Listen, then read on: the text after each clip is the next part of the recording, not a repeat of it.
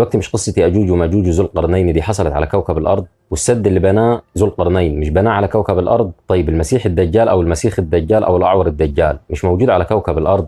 طيب لما هو موجود على كوكب الأرض وإحنا موجودين على كوكب الأرض، والعلم اللي إحنا وصلنا له دلوقتي ده كله، طلعنا الفضاء ومعرفش رحنا فين، وفي صواريخ وفي طيارات وفي كل الكلام ده، ليه مش قادرين يعرفوا مكان المسيخ الدجال أو مكان يأجوج ومأجوج؟ مش هم موجودين على كوكب الأرض معانا، وعندنا خريطة اللي هي خريطة العالم، خريطة الكرة الأرضية جايبة الكرة الأرضية كلها، والمفروض إن إحنا رحنا كل مكان موجود على كوكب الأرض، العلماء راحوا كل مكان موجود على كوكب الأرض، ليه بقى مش عارفين يجيبوه مثلا بالقمر الصناعي، أو مش عارفين مثلا يلفوا بالطيارات أو بالصواريخ أو كذا على كوكب الأرض، يلفوا كوكب الأرض كله ويجيبوه يعرفوا مكانه؟ هيجي واحد يقول لي لا ده مكان مجهول ما حدش يعرفه. طب لما هو مكان مجهول وما حدش يعرفه وما حدش يقدر يوصل له، قصة تميم الداري الصحابي اللي راح شاف الأعور الدجال أو المسيخ الدجال على الجزيرة بعد ما المركب مش عارف هامت وماجد بيهم شهر، بعد كده وجدوا نفسهم على الجزيرة وراحوا قابلوا الأعور الدجال. طيب على أيام الرسول عليه أفضل الصلاة والسلام لا كان في طيارات ولا كان في نفسات ولا كان في صواريخ ولا كان في قمر صناعي، ده مجرد مركب هم ركبوه راحوا بيه عند المسيخ الدجال.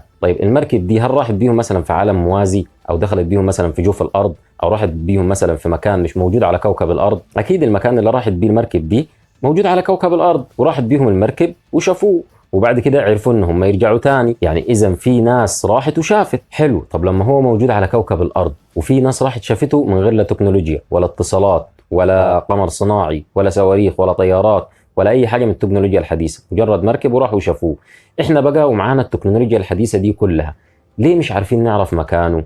ده مجرد سؤال. ولا احنا عارفين مكانه هو موجود وفي ناس بتتواصل معاه ولكن مخبين علينا؟ ما هو المسيخ الدجال ده كائن وموجود وربنا قال عليه وموجود معنا على كوكب الأرض، فيا إما هو موجود وفي ناس بتتواصل معاه وفي ناس عارفة سكته وعرفوا يجيبوه ويجمعوه على كوكب الأرض وفي ناس فعلا بتتعامل معاه، يا إما التكنولوجيا الحديثة دي كلها اللي موجودة على كوكب الأرض واللي احنا بنستخدمها وعارفينها وشايفينها بعينينا مجرد خدعة وكذبة. لأن بالعقل كده مستحيل يكون في ناس بمركب خدوا بعضهم وراحوا وشافوه، احنا بالتكنولوجيا الحديثة دي كلها مش عارفين نوصل له. طيب سد يأجوج ومأجوج مش مبني برضو على كوكب الأرض؟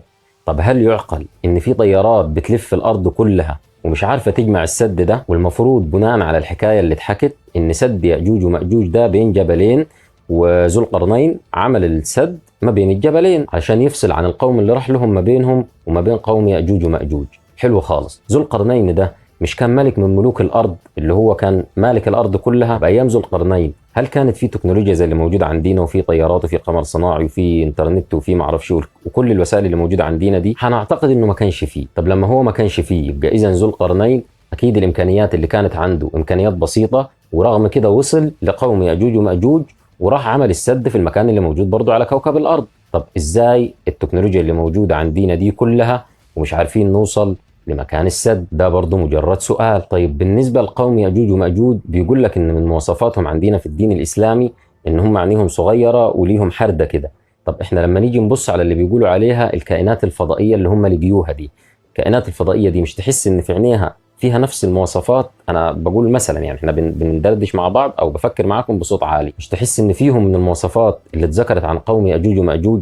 طب ممكن يكون هم قوم يأجوج ومأجوج ولكن احنا بنطلق عليهم باللفظ الحديث بتاعنا او اللفظ الاجنبي ان هي كائنات فضائيه، ولكن هم بالفعل قوم يأجوج ومأجوج.